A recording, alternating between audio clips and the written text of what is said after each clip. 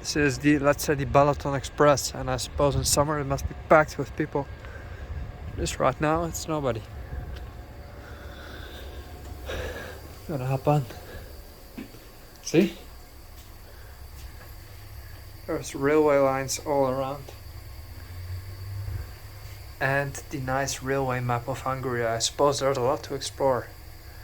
I didn't know at all that the railway map is so extensive. I didn't know that. It's a good thing. And here's the train. Old wagons, restored, let's say. We have the same ones in Bulgaria, at least a few cars, and in Romania as well, with these little tables. Let's go.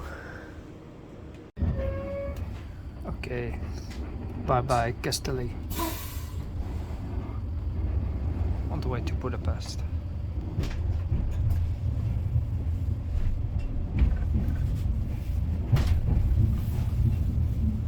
Journey costs some €7 if I'm not mistaken. Fair price for 2.5 hours on a train. Figyelmüket, hogy a vasút területén tilos adományozás. Kellemes utazást kívánunk. Rövidesen Balatonberegi állomásra érkezünk. Üdvözöljük utasainkat! Ez az M4-es metró a keleti pályaudvar felé. A Vitáspart következik. Welcome on board. This is Metro Line Arrived in Budapest. Keleti pályaudvar. It was a long journey, but I'm here. And going to the center, to my hotel, relaxing. I'm in Hungary. Unbelievable. And here's the center of Budapest. Already been, so I'm not gonna shoot too much. Not gonna do a huge amount of sightseeing. I'm here to just chill out right now because I've had a pretty intensive trip. I want to relax, but I'll probably end up still doing a whole lot in Hungary as well. So you'll see. Breakfast. Good morning, sunshine. We all know that Budapest is one of the stunners of Europe. Here we have the huge parliament building, which is one of the most impressive buildings in all of the world.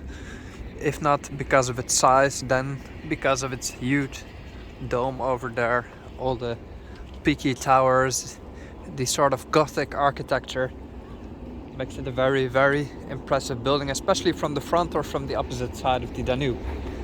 But the whole of the city is extremely pretty. We have huge, huge buildings, some of the most incredible buildings and facades and mixtures of architecture you will see in the whole world.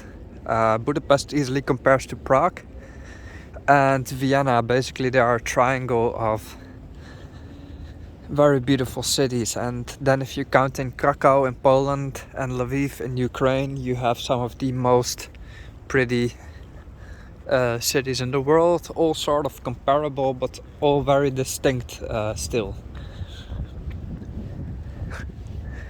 Here we see the riverfront, the chain bridge over there on the left, which is unfortunately in maintenance and is completely closed off.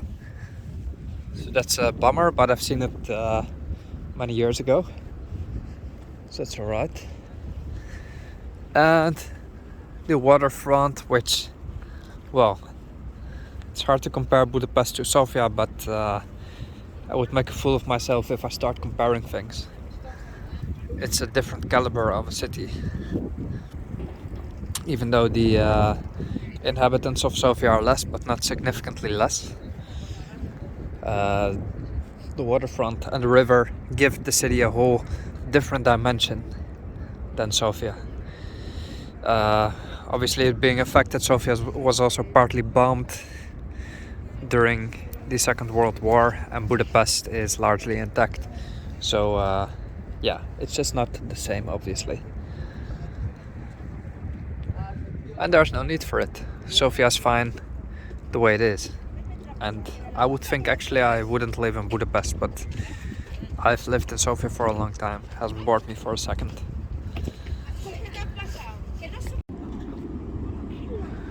Nice trams. They're pretty old. I remember them from 2009 even. Yellow, just like in Sofia. Oh, it's so nice, except it's freezingly cold. Significantly colder than in Zagreb and Ljubljana.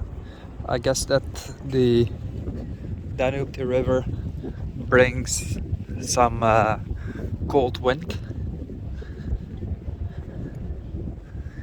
And I would expect that in Ljubljana it's colder because it's closer to the mountains, but you'd be mistaken. Because Hungary is very flat, the Pannonian Plain. I suppose it's easy for the wind to just move across it and carry cold wind from wherever. Because to the east is Ukraine. And the whole of Ukraine, except for the Carpathian, is flat as well. And that meaning cold wind can easily travel from the east. And you basically have a flat range all the way from very deep into Russia to here. And depending how the wind stands, it can be freezingly cold in Budapest. Colder than in Sofia, because Sofia is sheltered off from the elements, let's say, because it's in a valley. That gives it, some advantages. There's not really any storms, there's barely any wind that freezes your bones, let's say. But in Hungary and the Netherlands there is, because wind just travels across it.